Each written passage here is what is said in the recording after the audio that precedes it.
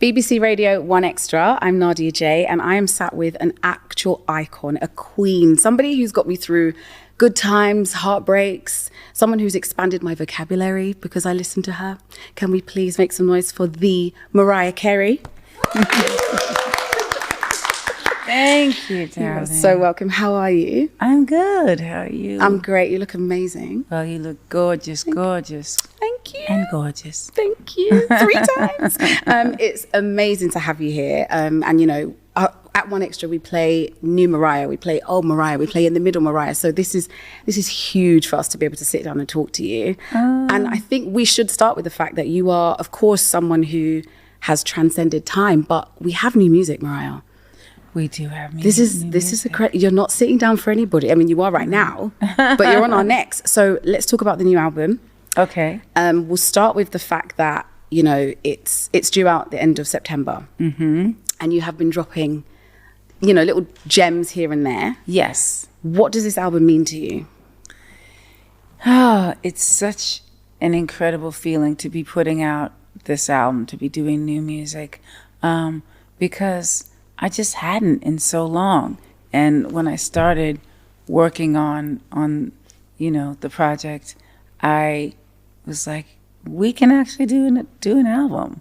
So I had 4 songs, then I had 5, then you know, it gradually got to a place where I was like, oh, we're putting out an album. Okay. So it wasn't even on purpose? It wasn't on purpose. It wasn't like, oh, and then on such and such a date, we'll do an album, but no, it wasn't. Okay, so talk to me about the name. It's called Here for It All. Mm-hmm. What are we taking? What are we here for? Why We're have we here called it for it all. It's one of my favorite songs on the album, and so I decided to name the album after it because it's sort of like, it's a ballad, but then it goes into a couple different places. You know, kind of. There's a gospel-y moment. There's kind of almost a jazzy moment. It's really my favorite. But I didn't think I could put it anywhere but the end. Okay. Because the way it goes off into these tangents at the end. Okay.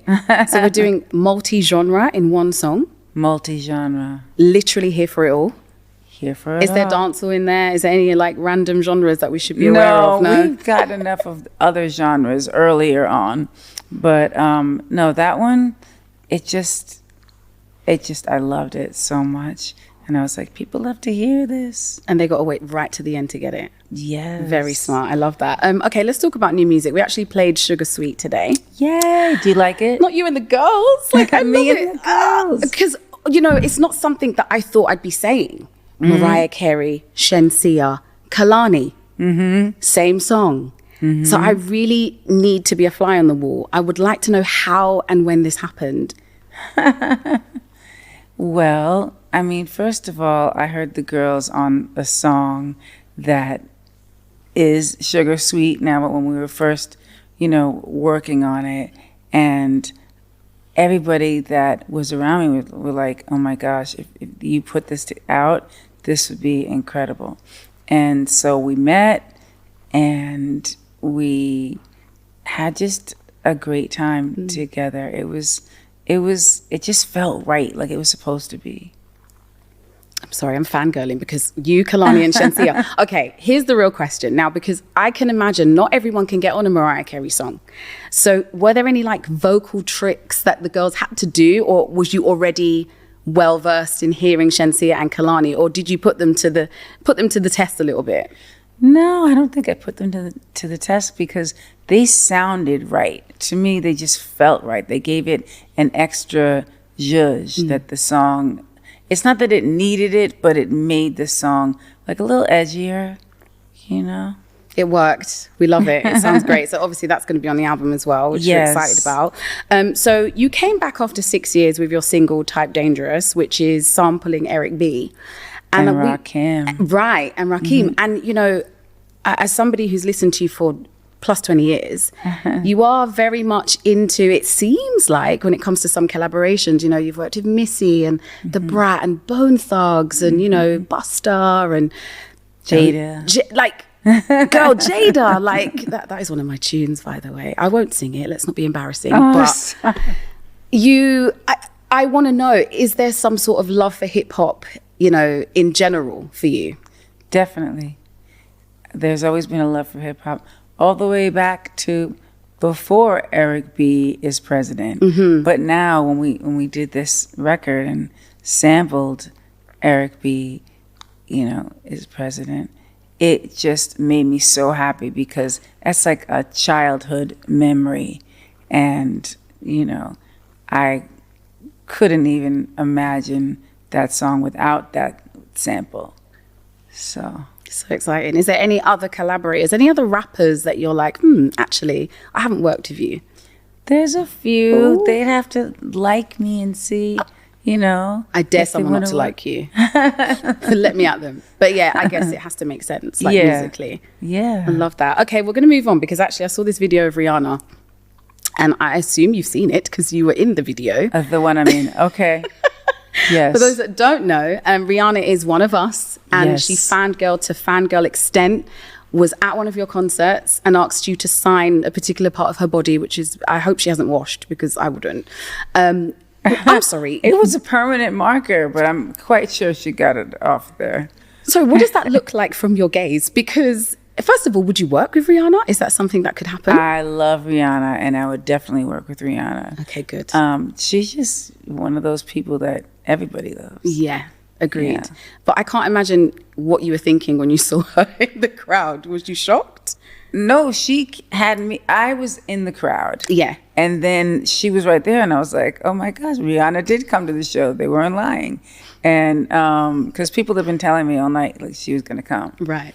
And so she was like, sign my boobs. Literally. I don't know if she said it that way, but she said it a certain way. And I was like, really? You want me to do this? Okay. And so it happened. Yeah. And that will be her claim to fame. She was so happy, and I felt like I was living through her, because I feel like it doesn't matter how famous you get. I would go to the front of a Mariah Carey concert and ask you to sign my boob. I won't do it today because, you know, we're trying to keep it prim. But that was just a moment that I wanted to share with everyone in case you haven't seen it. So let's talk about music, because like you said, you're in the studio, you're making music. Sometimes it becomes an album. Here we are today. Mm-hmm. But are there any deep cuts that you've made that you're like, you wish more people kind of, maybe not more people gave it the leverage it needed, but is there any deep cut of yours that you're like, this should have been a single? There's a lot of songs that from the past that didn't get to see the light of day because it wasn't time for those type of songs. Like, people have those sad, forlorn, whatever songs now, but back then it wasn't like people really would want that. Like, I have a song called Petals, mm-hmm. and it's a very sad song. But again, it's not really made for when it came out, so it was just an album cut, and I never had any other hopes for it. Right. You know, there's a couple. I think for me, I think Breakdown has to be like, Breakdown should have been a single. Should have been a single. Can you believe it? I mean, that was just the label at the time. Yeah. And I just feel like sometimes I do want to break down and cry, and I actually need to have those songs so that I can still, and like you said, there was a time in the noughties where we were just in the club and we didn't really want to cry, and we're kind of going back to that now. Hence, you know, actually it leads me nicely to my next question about sampling, because, you know, Bryson Tiller also like interpolating your song in his song. I love that you did your own rendition as well at your concert. Yes. Wait, how do you know that? Oh, girl, you know it all. I'm just very into my music. So, you know, the moment I heard it, I already knew. So I loved his version of his own song, and I loved my remake. Your remake. His remake. Yes. If you haven't seen it, please go and watch it. Okay. Mariah's literally singing into Bryson Tiller Don't, into Shake It Off. It's just, and also I'm a DJ, so I feel like that's like a live mix for me. I'm sorry, I didn't mean to be insulting. No, it's great. It meant I get to flex. You were like, how do you know? I was like, well, actually. But also I'm just a big music lover in general. But what does that look like when people want to sample your music? What's the, you know, the process? Well, someone will call me or call my crew and say, you know, so-and-so has sampled this, here, check it out. And or they won't say check it out, and then I'll say I need to check it out. Please, can I just see and listen? And then if it's really good, I'll be extremely happy. And if it's something that I don't really connect with, then I probably won't give let them sample it. Yeah, let's not ruin the legacy now. But it's good, and that's pretty normal. I just think it's always nice to know, because sometimes you assume there's all different kind of hoops, or sometimes people just do it and they don't. No, they can't do that. Yes, good. All right, okay. I'd like to know a question, especially about how you are and where you are now. How do you define what success looks like for you at this point?